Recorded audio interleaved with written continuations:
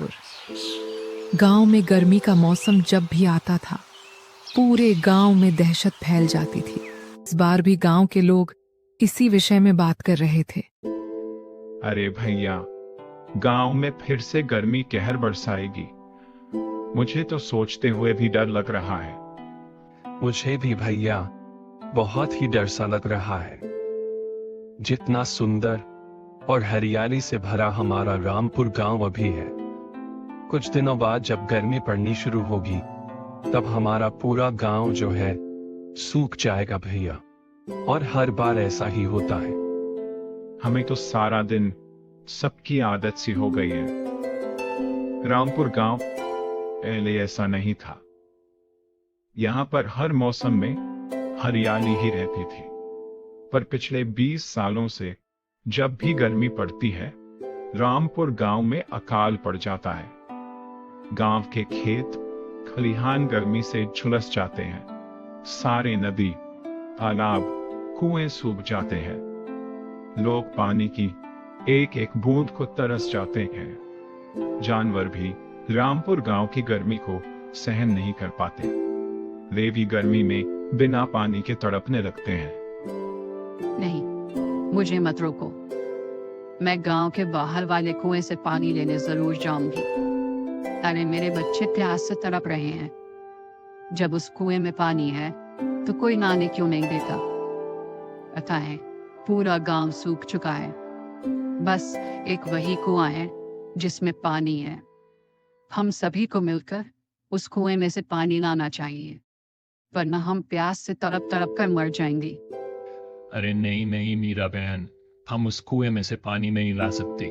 अगर हम उस कुएं से पानी लेने गए तो वापस नहीं लौटेंगे, बता रहा हूँ। तो क्या करूं? अपने बच्चों को प्यास से तड़पने दूं? माँ, पानी बहुत प्यास लगी है। माँ, गला सूख रहा है।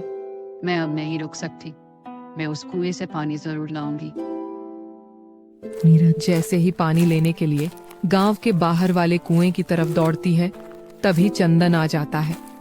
चंदन उसी गांव का एक होनहार लड़का था। वो अपने परिवार के साथ साथ पूरे गांव के बारे में भी बहुत सोचता था।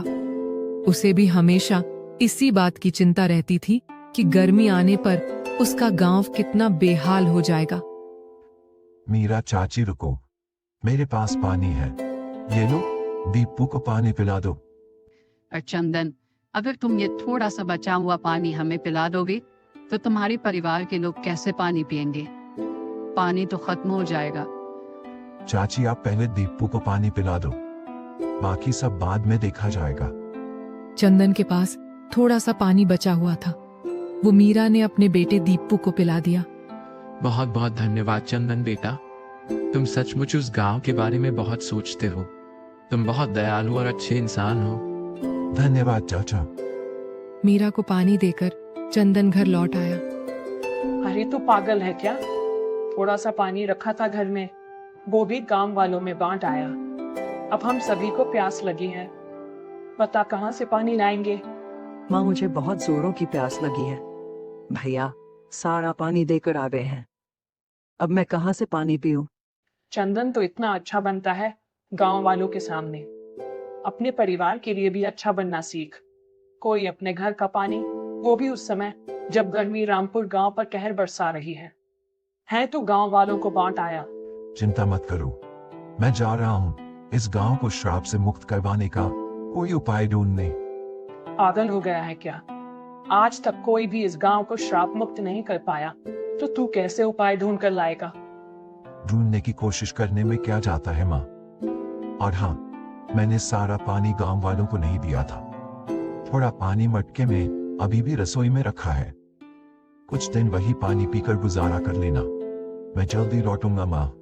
बापू, मैं जानता हूँ आप मेरे से नाराज हो, और इस गांव के लोग भी तो अपने इस नजरिए से सोचो और मुझे आशीर्वाद दो कि मैं इस गांव को श्राप मुक्त करने का उपाय लेकर ही लौटूं। सूरज के माता पिता दोनों उसे आशीर्वाद देते हैं और फिर चंदन गांव को श्राप मुक्त करने का उपाय ढूंढने के लिए निकल पड़ता है। चलते चलते चंदन एक गांव में पहुंचता है। चंदन देखता है कि गांव में बहुत भीड़ लगी हुई है। लोग शोर मचा रहे हैं। चंदन इसका कारण पूछता है। भैया, ये कैसा शोर है? अरे नए आए वो क्या गांव में? अरे एक राक्षसी को जिंदा जला रहे हैं ताकि इस गांव को उस राक्षसी के साए से बचाया जा सके। राक्षसी। चंदन आगे बढ़कर भीड़ के पास जाता है। जमींदार साहब, हम पर दया कीजिए। चमेली हमारी इकलौती औलाद है, इसे छोड़ दीजिए। हम इसे लेकर कहीं और चले जाएंगे। नहीं, हम इसे जिंदा छोड़कर अपने लिए मुसीबत खड़ी नहीं कर सकते। तुम्हारी बेटी एक राक्षसी है, इसका जिंदा रहना हम सभी गांव वालों के लिए खतरा है। जला दो इसे जिंदा।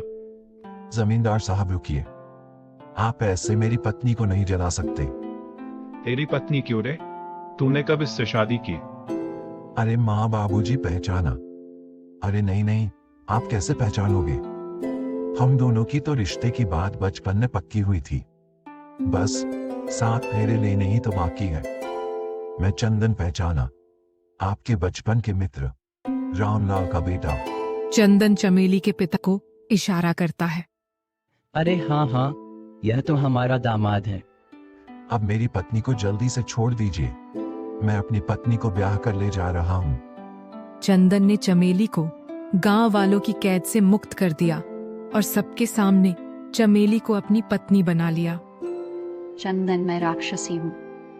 मैं जानती हूँ तुमने मेरी जान बचाने के लिए झूठा नाटक किया था, पर अभी भी समय है, तुम चले जाओ। मैं अपने माता पिता के साथ इस गांव से कहीं दूर चली जाऊंगी। नहीं चमेली, अब मैंने फैसला कर लिया है कि मैं तुमसे ही शादी करूंगा।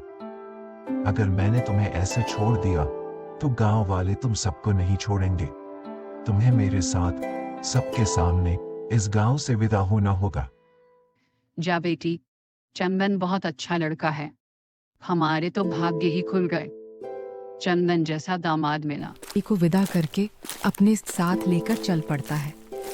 चंदन गांव लौट आता है। चमेली को देखकर सारे गांव वाले शोर मचा देते हैं। अरे जानकी, तुम्हारा बेटा तो श्राप से मुक्त करने का उपाय ढूंढने गया था, पर यह तो एक राक्षसी को उठा लाया। बताओ, इसे देखकर सब डर रहे। अरे, इस राक्षसी को गांव से हटाना होगा।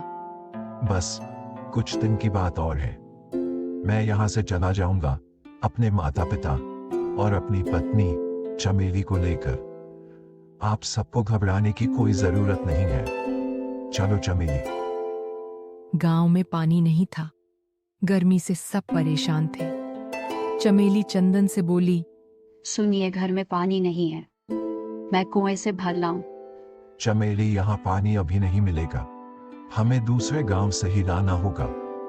इस गांव में गर्मी का कहर होता है, जिस कारण हर गर्मी में हम ऐसे ही परेशान होते हैं। पर क्यों? ऐसा क्या कारण है इस गांव में? गर्मी में इतनी परेशानी होती है। बहू, हमारे गांव को श्राप मिला हुआ है। आज से 20 साल पहले की बात है। इस गांव के पास एक छोटा सा बाग था, जिसकी रखवाली एक साधु बाबा करते थे। गर्मी के दिनों में साधु बाबा का वह बाग बहुत ही हरा भरा रहता था। गांव के जमींदार को एक कारखाना लगाना था, इसी वजह से जमींदार ने उस बाग को उजाड़ दिया। वो समय भीषण गर्मी का था। साधु बाबा ने जमींदार बहुत रोका। उन्होंने कहा कि इस भीषण गर्मी में अगर जमींदार ने बाग को उजाड़ दिया तो वह कहाँ जाएंगे, किंतु जमींदार नहीं माना। साधु बाबा ने क्रोध में श्राप दिया कि हर बार गर्मी इस गांव पर कहर बरसाएगी, और तभी से श्राप के कारण इस गांव पर गर्मी का बहुत बुरा कहर बरसता है। थोड़ा बहुत पानी जो बचा हुआ था, चमेली ने उसी से गुजारा किया। एक दिन चमेली गलती से गांव के बाहर बने उस कुएं के पास चली गई, जिसके पास जाने के लिए सबने सख्त मना किया हुआ था। अरे, यह कुआं तो कितने शीतल जल से भरा हुआ है, फिर गांव के लोग गर्मियों में यहाँ से पानी क्यों नहीं लेते? शायद गांव के लोगों को इस कुएं के बारे में पता नहीं है। मुझे तो बहुत प्यास लगी है। हाँ, पहले पानी पी लेती हूँ, उसके बाद सभी गांव वालों को यह खुशखबरी दूंगी। चमेली ने कुएं में बाल्टी डाली और कुएं से पानी निकालकर पी लिया। चमेली के साथ कुछ बुरा तो नहीं हुआ, पर अच्छा बहुत हो गया। चमेली इंसान बन गई। चमेली सभी लोगों की तरह एक इंसान हो गई। तभी चंदन और उसके परिवार वाले उसे ढूंढते हुए आ जाते हैं। चमेली को इस तरह देखकर सब हैरान थे। अचानक उन्हें साधु बाबा की आत्मा उस कुएं में से प्रकट होती है। तब तक बाकी गांव वाले भी वहां इकट्ठे हो चुके थे।